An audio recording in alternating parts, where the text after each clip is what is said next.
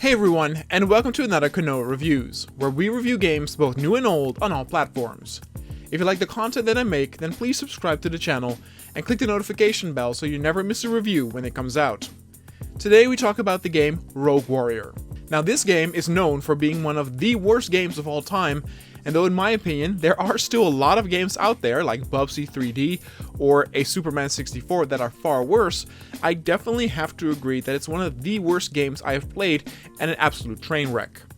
Now there are some weirdos out there who claim that this game is so bad that it's good, but I have to disagree with that statement. Today we are going to dive deeper in this mess of a game and see exactly what makes it such a dumpster fire. So the history of the development of Rogue Warrior is a pretty interesting one, and there are quite a few videos on YouTube that can provide you with much more detailed information on this. But basically, Rogue Warrior was first intended to be an online co-op shooter with some pretty ambitious elements, and it would center around SEAL Team 6 creator Richard Marcinko. Marcinko was a Navy SEAL commander who fought in the Vietnam conflict amongst others, and who later wrote a whole series of books, of which some were actually very successful. Basically, publisher Bethesda hoped that by sticking this name to this Rogue Warrior game, that if it were to be a success, it could be their equivalent of a Tom Clancy series. But after changing developers and a very turmoil production schedule, it was Rebellion Studios who finally would make the Rogue Warrior game that we know today, and it no longer focused on co-op or epic online battles, instead dumbing it down to the most basic of basics, 8-player online experience. But the real kicker in all of this is the single player campaign, and since the game is pretty much dead online, it's the only reason to play it nowadays. So where to begin?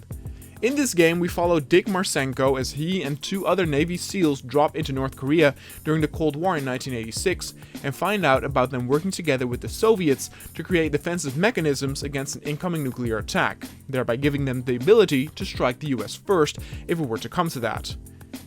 You will head to your typical Cold War locations like bunkers, factories, train depots, and even an electrical dam. There's a few cutscenes here and there where the main character is talking to his higher-ups, but that's about it.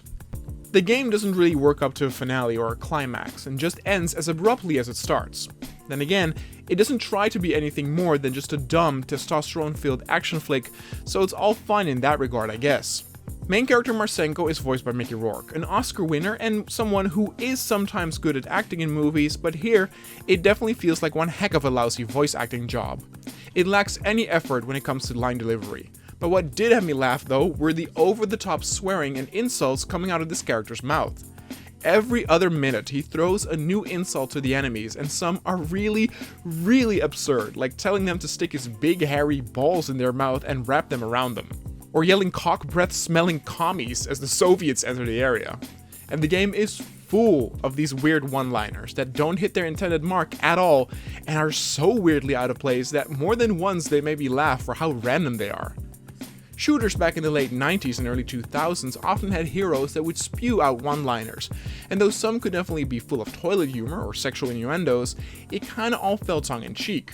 But the whole tone of Rogue Warrior is so serious all the time that this weird swearing and banter simply feels really out of place. It sometimes feels more like this is how teenagers talk who think they are edgy. With Rogue Warrior, these swearing and insults feel forced in, and they are just there because the creators think it's cool or badass. But the absolute opposite is what happens. Now I will say that these weird, awkward one-liners were the main reason for me laughing multiple times, and were thus the one positive thing I got out of this game. The game itself is just also a real mess on a technical, graphical, and gameplay aspect. First of all, the game opens with a cutscene showing Marcinko and two other Navy SEALs landing in Korea. You can immediately tell that the animations are piss poor, even for back in those days. It's a real dumb cutscene too, where the two Navy SEALs immediately get blown up and killed, making this an ego shooter from here on out. Why even have those two characters there in the first place? My guess is because they're just characters created and intended for the multiplayer, but I digress. The game plays like a first-person shooter, but with some third-person elements in it. You have a combination of stealth, where you sneak around and can perform stealth takedowns on enemies, which show you a short sequence in where you kill your target in some horrific way. Meh. These are alright in my opinion, and are again so over the top that I did not mind watching them. The stealth system in general though is again as basic as they come. Most of the times the enemies in these sections are placed with their backs towards you on purpose, so it just becomes a brain dead section of you going from target to target and pressing the button to take them out with one hit. They barely patrol, and the game kinda decides for itself when it wants to turn more into an action game by having enemy placement in such a way that they will always see you even if you try to sneak. Another mechanic that they sort of introduce is where you can shoot out fuse boxes, which dim the lights and make the enemy not see you. This also works really finicky, with some of the enemies indeed not being able to see you even if you are standing 2 feet ahead of them, and then others still able to see you and shoot at you from much further away. So the stealth sections are nothing special, but since you are just going from kill to kill, it kinda keeps moving at a fast pace. Yeah, a fast pace for a stealth section, go figure. But what about the shooting? Surely the shooting is good in a game where that is the main focus. Well, here too the game is very disappointing. So you can either engage with the enemies in a traditional first-person way, or, a la Gears of War, pop behind cover where the camera will shift to third person, and you can then take the enemies on that way. Whenever you go third person, the shooting is absolutely awful. The crosshair becomes so wide that it's very inaccurate to shoot the enemies with, and I pretty much completed the entire game by only playing in first person after having realized how awful that third person aiming mechanic is in this game. But even when you fire at enemies in first person, the feeling of the guns and weapons is just not all that impressive.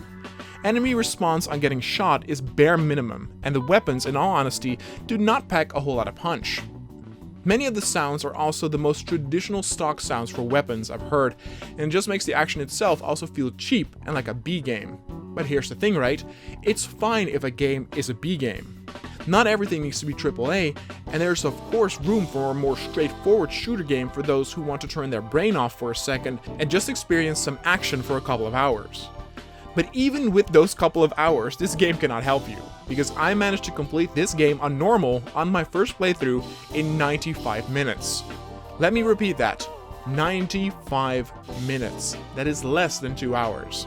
And now granted, I have also recently reviewed the game Inside. I found that an absolute masterpiece, and I completed that in 90 minutes as well. But that game had so much memorable and brilliant moments throughout those 90 minutes, and this has absolutely none of it. I'll already have forgotten about most of this game by next week. You know what the biggest scam of this game was back in the day? Back when this game was released, it was released as a $60 game. $60 for a game which you could complete in 90 minutes. Now that is what I call a scam. But of course nowadays the game no longer is at that price, and instead you can buy it on Steam for $5. But knowing how bad everyone said it was, I waited until a Steam sale and picked the game up for $2. And yeah, I don't regret making that decision. And so let's say that this was the end, and that basically I played 90-minute shooter that was a bit below average on pretty much all delivered. Maybe an end score of a 5 or a 4.5 would be at hand. But the worst is yet to come. Now this next topic is a bit subjective, as I'm sure console owners probably won't have this, but for me this game crashed constantly. I'm not kidding in that in those 90 minutes the game must have crashed 12 times. 12 times! That's more than once every 10 minutes. When you look on the Steam forums, you can definitely see a lot of other people also having these crash issues, or the freezing issue, which I also had. But then again, I've also read people's replies saying that the game works fine for them. So the experience with playing this might differ a bit, but for me it was an absolute nightmare.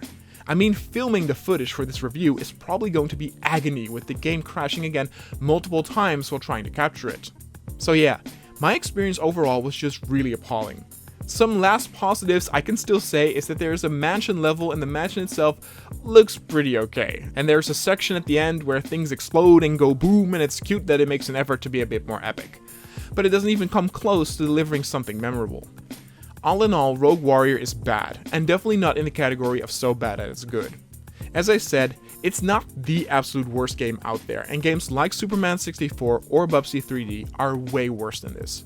I even got some enjoyment with laughing at how ridiculous some of the banter is by the main character, and in retrospect, the short time that it takes to complete the game is a blessing in disguise, as it's over quick and not long and stretched out like Right to Hell. But please do not waste your time or money on this project. It's really not worth it. In the end, Rogue Warrior gets a 3.5. And yes, that is by far the lowest score a game has gotten on this channel so far. As I said, there are still games out there that are much worse, so I'm sure we will see other game reviews in the future that will beat this off that dubious throne.